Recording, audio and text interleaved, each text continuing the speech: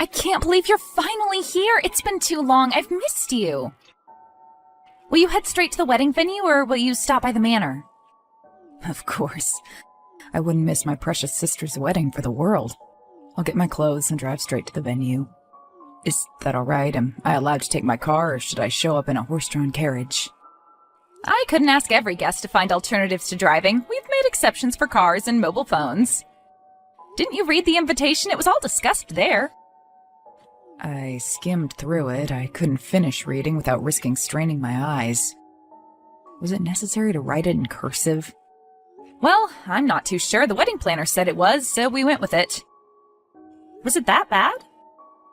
No, it only gave me a mild headache and vertigo after reading it twice. It was almost harmless during the first read-through. Give me a second. I should have the final designs of the invitations in an envelope somewhere. I'll take a look at them. Sure. Oh, God, why did no one else mention this? We sent out over 100 of these. I swear it looked different as a sample. It also had much less text on it. Well, first of all, I'm worried you're surrounded by a lot more yes men and women than you'd like to admit. And secondly, does the font really even matter at this point? The invitations have served their purpose. Didn't you say you'd already received confirmation emails? Yes, but what if they've also ignored the theme and the special requirements? They've all received their garments, but I doubt that'll be enough to clear up the confusion regarding the theme. I assure you, it's not as confusing as you make it out to be. Is that so? What is the theme then? Tell me. It's clearly a medieval fairy tale themed wedding. Putting an exclamation mark at the end of your message isn't automatically going to make your statements correct.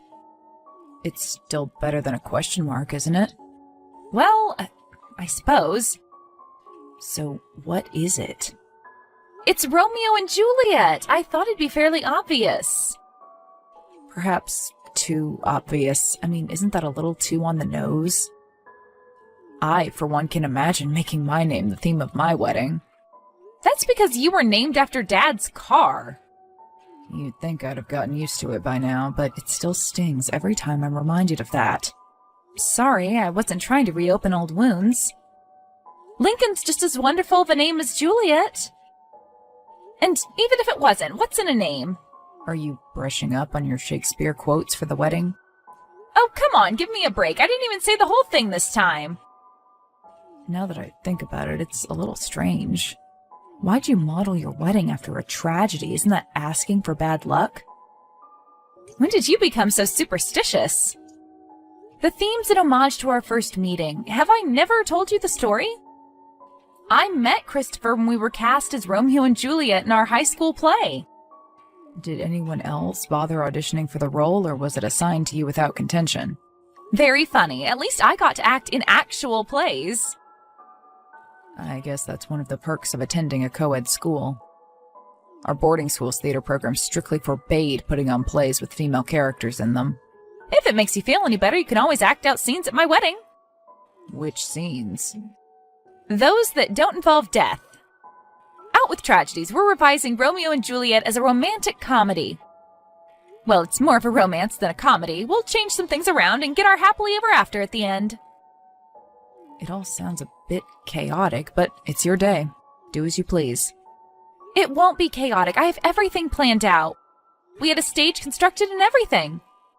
We're going to have the costumes and the decorations, obviously, but we're also going to structure the whole wedding as a play. We'll have a prologue and an epilogue, and in between we'll have the readings and people acting out scenes. Oh, and we'll have a musical prelude. It's going to be a magical day. You've really put a lot of effort into this, haven't you? Well, yes, it's a once-in-a-lifetime occasion. Is the groom just as excited? He is. He hasn't been involved in the whole planning process. He's only seen bits and pieces of things, so I'm betting he's going to be pleasantly surprised when he sees everything come together so beautifully. I'm sure he'll love it. I'm normally not a big fan of these grand events, but I'm looking forward to tomorrow. I'm happy to hear that. I have to go now. I need my beauty sleep. I can't show up at the ceremony with dark circles under my eyes. Right, of course. Good night. Good night. Christopher, dear, where are you? The bride texting on her smartphone doesn't really go with the theme. Are you alright? Are you stuck in traffic? The orchestra's waiting for my cue to start. We can delay the ceremony for an hour or two, but any longer than that and we won't be able to keep up with the schedule. I'm sorry, Juliet. I can't do this. What? I thought you liked the orchestra. I'm not talking about the orchestra. I'm talking about this wedding. I can't go through with it. I'm sorry. You must be joking. Tell me you aren't being serious. I'm already in my wedding dress. The venue, the guests, everything's ready. The only thing that's missing is the groom. You can arrive late. It's okay. We can cut out an act or two. I won't be coming. Please don't wait for me. Where are you, Christopher? That's not important. All that matters is that we're over. How can you be so cruel? We made a vow. You promised we'd be together until the end of our days. Did those words mean nothing to you? Back then, I really did feel that way, but over time, my feelings changed. You know I've been making preparations for this day for years. How could you leave right now? Is this even you who's texting me? Perhaps you've been kidnapped, or perhaps somebody's threatening you. Tell me if you need help. Juliet, I need you to calm down. You're in denial. That's perfectly normal. Take a deep breath. Everything's fine. Everything's not fine. What kind of twisted individual do you have to be to do this to someone? If there were issues, why didn't you bring them up sooner? Where are you? I need to see you right now. I'm with Abigail. You're in the old servants' quarters? So you're here at the wedding venue. Why would Abigail be in the old servants' quarters? Well, the maids and waitstaff are using the rooms as storage units. Since she's one of the maids, I just assumed she was with the rest of the staff. Wait, why are you making me justify my words as though I've insulted her? Why are you with her in the first place? Sorry, was my statement too vague? I'm with Abigail in a hotel room. We're planning on living together from now on. I left you to be by her side. You can't be serious. We've known each other since high school. Are you really expecting me to believe that a woman you met only a year ago is the reason you're leaving me? Well, yes, that's the truth. Whether you believe me or not isn't going to change anything. I still don't get why you do something like that. Why on our wedding day? Isn't the answer clear? I fell in love with her. She's so gentle, sweet, and loving despite the world constantly trying to bring her down. The day I looked into her beautiful, sorrowful eyes, I knew I wanted to hold her in my arms and shield her from harm the rest of my life. Could you please stop gushing about her? You're the one who asked for an explanation. I tried my best to win over these feelings, but with each passing day I could tell we kept drifting further and further apart. I know my decision doesn't make a lot of sense to you, but the heart wants what it wants. Heart? Love? Do you think it's that easy to fool me? What you're doing right now isn't motivated by love. You are trying to hurt me. You deliberately chose the day that caused me the most pain. That's not true. I never meant to hurt you. I got dressed, I got into the car until the very last second. I believed I'd be marrying you, but then I was overcome with emotion and realized I just couldn't bring myself to drive toward the venue. Overcome with emotion? You're unbelievable. What am I to do now? Should I go out there, get a mic, and tell everyone the wedding's off? I can't do that. What else is there to do? Come back and tell them yourself. What? That's the least you could do for me. Come here and tell everyone we're no longer getting married because you cheated on me with one of my maids. I can't do that. I don't want to demean my one true love in front of our guests. So you'd prefer me to be the one who demeans her? She did nothing wrong. Why'd you drag her into this? Please, let's just part peacefully. Perhaps that would have been possible had you asked to break up before the wedding, but it's too late now. Are you ready to lose all your connections in the span of about 10 minutes?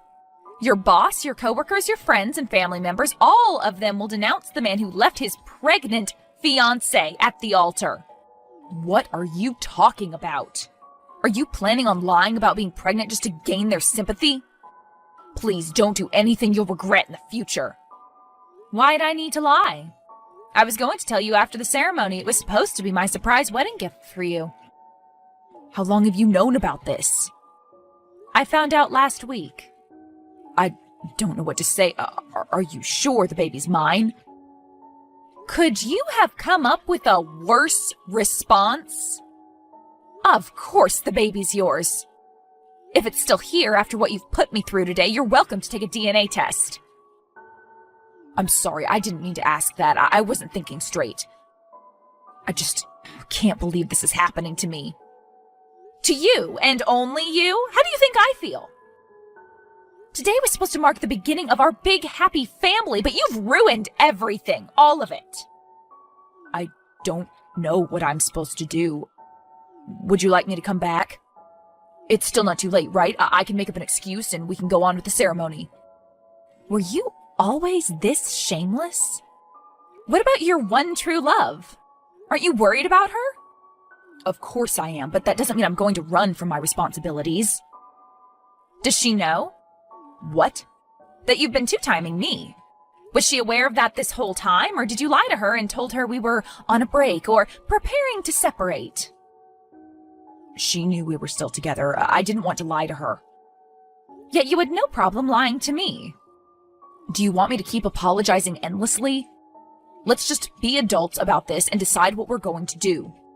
I've already told you what I want from you.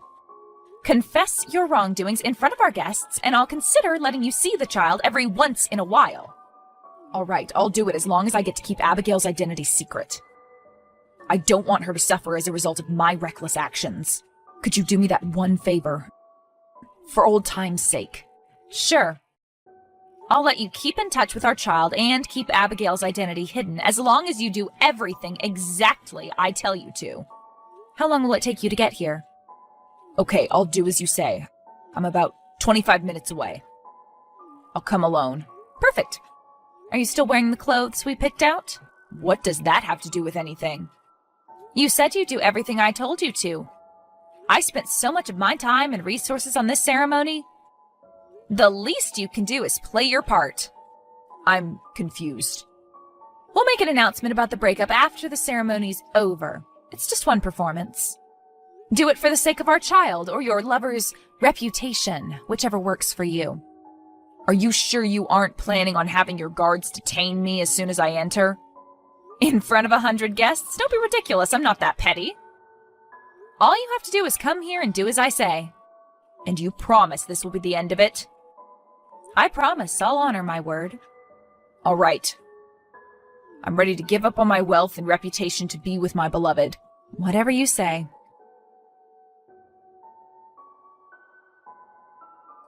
Lincoln, is everything under control out there? I think so. People are really enjoying the music, but some guests are getting impatient. Did you find out where Christopher was? He ran off with one of our maids. What? Listen, we don't have much time. I'll explain things in more detail later. Right now, I need you to get some items for me. Okay, sure. What do you need? Some theater props. Here, I've made a list. What do you need these for? I don't understand. We're altering the script, but we only have about 25 minutes. We have to do it before my Romeo gets here. Are you sure you want to go through with this? Some of these items are a little questionable. Where does one even buy a fake pregnant belly?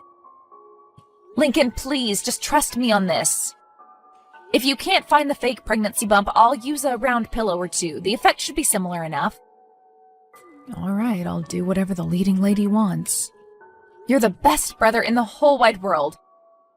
I know. Okay, you go get the items and find an additional actress. Do you reckon Emma could help us out? I'm sure she wouldn't mind. We've done crazier things. Fantastic. Now I just have to redo my hair and makeup. I look like a mess. Oh, and I need to have a chat with some of the guests. We'll have to hurry, but I'm sure we'll manage to get everything done in time. I'm already on my way.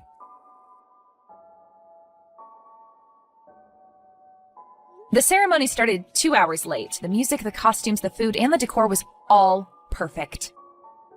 Everything was going according to the script up until the actual wedding scene. A quick costume change revealed the now pregnant Juliet ready to marry her true love as their families rejoiced. Out of the blue, a woman dressed as a maid frantically cut through the crowd and embraced Romeo, who, after sneaking a glance at Juliet, reluctantly held on to her. The music turned somber as the narrator explained that without the thrill of the forbidden romance, the couple's infatuation with one another had faded. Bored and still very much irresponsible, Romeo had sought comfort in the arms of another. The groom leaves with the maid by his side. Distressed, Juliet grabs a conveniently placed dagger and plunges it into her heart. But something's not quite right. Her brother runs onto the stage as the stupefied audience watches on and starts screaming for help, dialing 911 on his phone. Terrified, Romeo and the maid rush to her aid, and then applause. Some of the guests in the audience start clapping loudly as the rest join in hesitantly. Juliet gets up, takes the hands of her brother and the maid, and bows. Thank you, thank you. They thank the audience as the curtain falls. Perhaps I did go a bit overboard with the dramatics, but didn't he deserve it? He wanted to make a big show out of our breakup, and I gave him just that. I've always known my brother was a great actor, but I didn't expect his girlfriend to play the role of the maid so well. She had tears in her eyes and everything. As promised, I will not take visitation rights away from Christopher. As for Abigail's identity, well, after his shaky confession at the wedding, I'm sure people won't have much trouble putting two and two together if they ever decide to so much as dine together in public. I'm sure he'll manage to get back on his feet someday, but he'll definitely have to bid farewell to his career in politics. Anyway, I won't make the same mistake twice. I'll play it safe and choose a less tragic theme of my next wedding.